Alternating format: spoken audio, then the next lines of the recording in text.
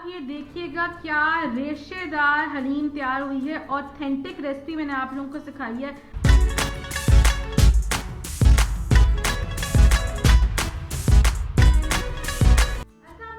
कैसे हैं आप सब लोग? Welcome back to my show the food fanatic. तो जैसे मैंने आप लोगों को कहा था कि शादी से रिलेटेड हम लोग रेसिपी सिखाएंगे। तो जब शादी होती है तो ऑब्वियसली खानदान वाले दावतों के लिए आ रहे होते हैं, हर दिन ही आ रहे होते हैं। तो हम लोग बीफ हलीम बनाएंगे आज, जो कि रेशेदार बीफ हलीम है और वो हम लोग फ्रीज कर सकते हैं। जब मेहमान आएंगे निकाल के हम बस उनको तड़का लगाएंगे एंड यू आर सॉर्टेड। तो बहुत ही ऑथेंटिक रेसिपी आप लोगों को सिखाने जा रही हूँ देगी बीफ हलीम की। तो इस वीडियो में मेरे साथ बने रहिए। तो देगी बीफ हलीम बनाने के लिए मैंने क्या किया, एक प्रोसीजर यहाँ पे किया है। 1.5 कप के जितना ऑयल लिया और 5 प्याज को स्लाइस करके ना मैंने इसके अंदर गोल्डन ब्राउन होने तक के लिए छोड़ दिया, क्योंकि इसमें टाइम लगता है। यहाँ पर प्याज बड़ा प्याज सा गोल्डन ब्राउन हो गया है। अब ऑयल से निकाल कर ये प्याज जो है ना मैं इस बोल में डाल दूंगी। ऑयल बचा था ये मैं कुकर में डाल रही हूँ। तकरीबन 1 टेबलस्पून जीरा, 2 तेज पत्ते, 3 टेबलस्पून अदरक लहसुन का पेस्ट। अब ये मेरे पास है 1 किलो बीफ बोनलेस, ठीक है। उसके साथ ना मैंने तकरीबन 4-5 पीसेस लिए हैं गुट के। इससे बहुत अच्छा रोगन आएगा। तो ये इस स्टेज पे बीफ और गुट में इसके अंदर डाल दूंगी। अच्छी तरीके से हमने भून लेना है इसको, ताकि जो स्मेल होती है ना एक्सेसिव वो निकल जाए। नमक मैं इसमें डाल रही हूँ 2 टीस्पून, 1 टीस्पून भर के लाल मिर्चों का पाउडर, हल्दी पाउडर 1 टीस्पून, धनिया ग्राइंड किया हुआ रोस्टेड और जीरा ग्राइंड किया हुआ रोस्टेड, तकरीबन 1 टेबलस्पून दोनों कंबाइन करके। इसमें डाल रही हूँ 1 कप के जितनी दही।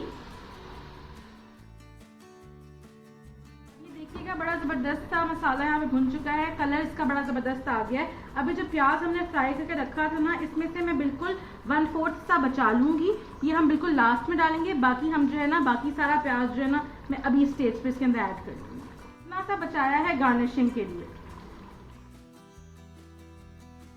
मैं इसमें डाल रही हूँ 5 ग्लास के जितना पानी। अब मैं इसको प्रेशर कुकर का टाइम दूंगी तकरीबन जो है ना 45 से 50 मिनट। गोश्त गल रहा है ना, यहाँ पे मैं आप लोगों को बता देती हूँ। मैंने 3 चीज़ें ली, जिसमें मेरे पास था 1 पाव की जितनी माश की दाल, 1 पाव के जितनी चने की दाल और आधा पाव की जितनी गंदम, ठीक है। उनको मैंने 3 घंटे पहले भिगोया। भिगोने के बाद मैंने इसके अंदर ना 2 से 3 ग्लास पानी डाल के ना इसको बॉयल कर लिया टिल देन कि ये बिल्कुल मशी मशी हो जाए। और इसका जो दाना है ना बाद में इंशाल्लाह ख़त्म हो जाएगा, लेकिन आपने इसको ना बिल्कुल ऐसे लेसदार कर लेना है।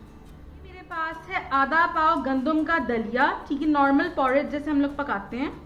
मेरे पास है 1 पाव की जितनी लाल मसूर की दाल, जिसको मैंने सिर्फ और सिर्फ पानी में बॉईल कर लिया। मेरे पास 1 पाव की जितनी मूंग की दाल, जिसको मैंने सिर्फ पानी में बॉईल। पास है आधा पाव के जितने चावलों को मैंने भिगोया तकरीबन 2 घंटे पहले, और उसके बाद मैंने इसको जो है बिल्कुल मशी मशी बॉईल कर लिया पानी के अंदर। डाल दी हूँ लाल मिर्चों का पाउडर तकरीबन 1 टीस्पून, धनिया और जीरा जिसको मैंने ग्राइंड करके रोस्ट करके ग्राइंड किया था तकरीबन 1 टीस्पून। नमक मैं इसमें डाल रही हूँ तकरीबन ½ टीस्पून। मिक्स करूंगी, 2 ग्लास पानी डाल दूंगी इसके अंदर। अब मैं इसको पकाने के लिए छोड़ दूंगी ताकि सब कुछ वेल इनकॉर्पोरेट हो जाए। उसके बाद 10 मिनट के बाद ना मैं इसको जो है ब्लेंडर में एक चक्कर दे के ब्लेंड कर लूँगी। यहाँ पर दाल बॉयल हो रही है, वहाँ पे गोश्त गल रहा है। ये मैं आप लोगों को एक मसाला बनाना बता रही हूँ। इसके अंदर मेरे पास है तकरीबन 5 से 6 छोटी इलायची, 2 से 3 दालचीनी की स्टिक्स जिसको मैंने से छोटा छोटा कर लिया है, 2 मोटी इलायची, 1 टेबलस्पून काली मिर्चों के दाने, बिल्कुल 1/4 जवित्री, 1/4 जायफल, और ये मेरे पास है 5 से 7 लौंग। को अच्छी तरीके से ग्राइंड कर लूँगी। ये देखिएगा यहाँ पर बहुत ही ज़बरदस्त सा बीफ जो है वो टेंडर हो चुका है और बड़ा ज़बरदस्त सा देखिए ऑयल भी ऊपर आ गया है और मसाला भुन चुका है।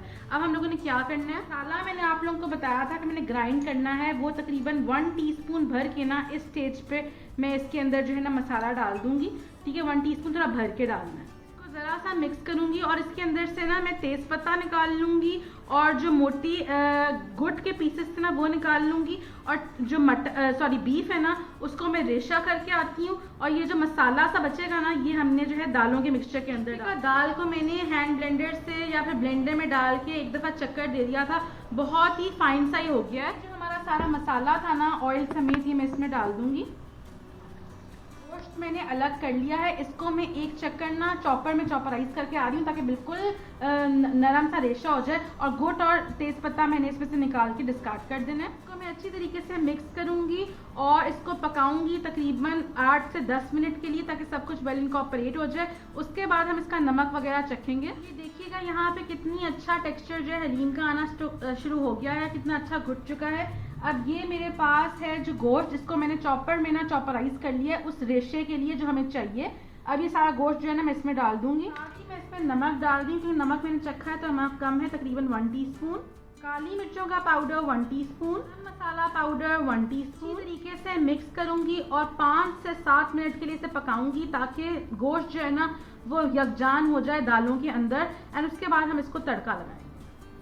तो आप ये देखिएगा क्या रेशेदार हलीम तैयार हुई है। ऑथेंटिक रेसिपी मैंने आप लोगों को सिखाई है, आप चेक ही कर सकते हैं क्या ज़बरदस्त उसका रेशा है और क्या ज़बरदस्त उसका टेक्सचर है। अब हम इसको तड़का लगाएंगे। इसके लिए मैंने यहाँ पे लिया है 1 कप के जितना ऑयल। इसके अंदर मैं डाल रही हूँ 1 छोटी प्याज स्लाइसेस में काट के। तो गोल्डन ब्राउन करेंगे और तड़का डाल देंगे हलीम के। प्याज बड़ा प्यारा सा सुनहरा हो गया है।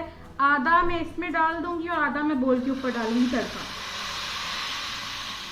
चाट मसाला 1 टीस्पून मैं इसके ऊपर स्प्रिंकल कर दूंगी लास्ट। देखिएगा कितनी ज़बरदस्त सी देगी बीफ हलीम बिल्कुल रेडी हो चुकी है।